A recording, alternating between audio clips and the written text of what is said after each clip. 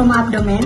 Trauma abdomen didefinisikan sebagai kerusakan pada organ-organ dalam rongga perut yang bisa disebabkan oleh trauma tumpul seperti benturan, trauma tajam atau luka potong, atau trauma penetrasi, misalnya tertusuk pisau atau tertembak peluru. Kondisi ini sangat berbahaya karena dapat memicu komplikasi serius seperti perdarahan intraabdomen yang masif, shock hipovolemik, infeksi sepsis, hingga kematian mendadak jika tidak ditangani dengan cepat. Adapun etiologi, trauma abdomen disebabkan oleh berbagai faktor dengan pembagian utama antara trauma tumpul dan tajam. Trauma tumpul sering lebih berbahaya karena perdarahan internal yang tidak terlihat secara kasat mata, berbeda dengan trauma tajam yang terbuka. Selanjutnya ada patofisiologi. Patofisiologi trauma abdomen melibatkan kerusakan organ akibat mekanisme spesifik, dibagi berdasarkan jenis trauma, tumpul dan tembus, wilayah anatomis, peritoneum, retroperitoneal, panggul, dan tipe organ, padat dan juga berongga.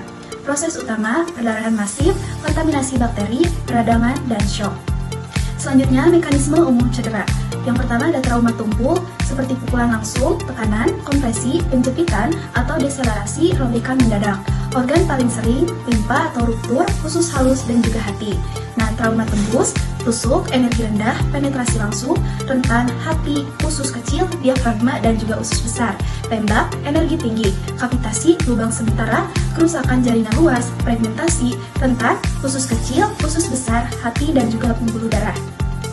Kemudian ada penyebab dari perdarahan abdomen. Yang pertama yaitu penyebab utama trauma tumpul seperti kecelakaan kendaraan bermotor, tabrakan motor atau mobil, kemudian benturan keras pada perut atau jatuh dari ketinggian. Nah, kasus ini biasanya disertai multiple trauma di area lain tubuh. Kemudian yang kedua ada penyebab trauma tajam atau penetrasi seperti luka tusuk pisau, kemudian luka tembak, kecelakaan rumah tangga, atau prosedur medis iatrogenik, yaitu cedera akibat tindakan medis. Secara keseluruhan, etiologi ini menimbulkan risiko tinggi karena potensi kerusakan organ vital dan kontaminasi bakteri dari saluran cerna. Selanjutnya, yaitu ada efek pada organ padat versus berongga. Organ padat, hati, limpa, pankreas, ginjal, diafragma, dinding perut. Prosesnya yaitu robekan, perdarahan intraabdomen, masif. Gejala progresif, hipotensi cepat, takikardia, kulit pucat atau dingin, perubahan kesadaran, shock hemoragi. Tanda fisiknya yaitu nyeri tekan perut, disertai pembengkakan, timpanisme, bunyi drum saat dipukul. Risikonya yaitu kematian akibat kehilangan darah, kurang dari 30% volume darah. Organ berongga, lambung, duodenum, usus kecil, usus besar, rektum, kandung empedu, saluran empedu, sistem genitourinaria. Prosesnya yaitu robekan, kebocoran isi usus, bakteri dari usus kecil atau besar, peradangan peritoneum dalam 6-8 jam, peritonitis, suppuratif atau sepsis.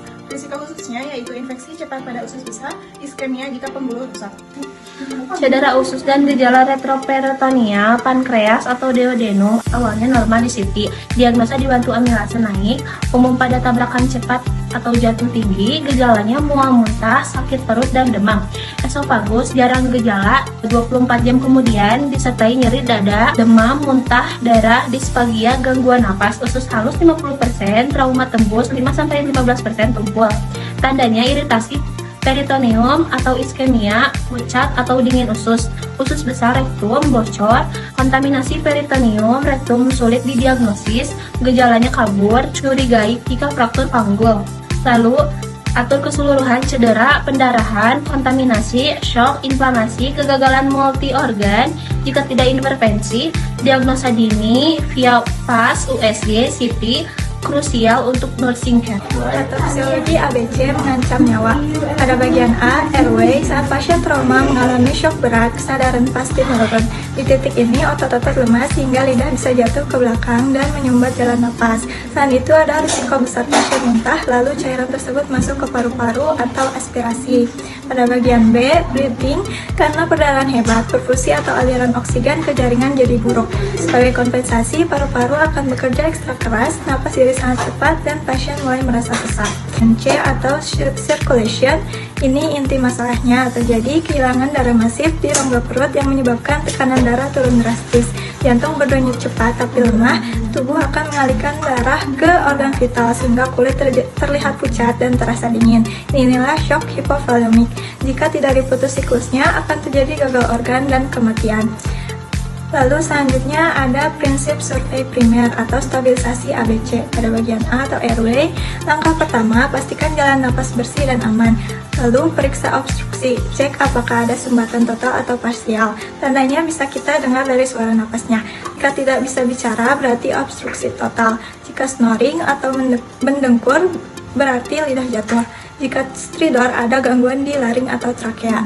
Tindakan yang bisa kita lakukan, bersihkan mulut dan tenggorokan dari darah, muntahan, atau sekret menggunakan suction. Pasang alat bantu napas seperti orofaringeal atau nasofaringeal sesuai tingkat kesadaran pasien. Pada trauma tumpul, kita harus melakukan imobilisasi leher menggunakan cervical collar untuk menjaga tulang belakang. B. Breathing atau pernapasan. Berikan oksigen RMF 15 liter per menit. Nilai frekuensi pola napas penggunaan otot bantu napas. Jika respirasi kurang 8 kali per menit, bantu ventilasi dengan BMPM atau ambu B 12 sampai 16 kali per menit. Perhatikan retraksi supraorbicular atau suprainternal atau obstruksi gerak perut pradok, kelelahan diafragma, obstruksi asimetrik gerakan dada, kemudian cedera serius, circulation atau sirkulasi, cek nadi dan tanda shock, nadi cepat atau lemah, akral dingin, pasang 2 jalur pipa pes besar, lebih dari 16 gram, ambil darah untuk Forcemed, lakukan resusitasi cairan 10-20 ml per kilogram dalam 20 menit, lalu evaluasi respon. Siapkan transfusi darah atau protokol transfusi masif bila dicurigai pendarahan berat. Jika curiga fraktur pelvis, pasang pelvis binder.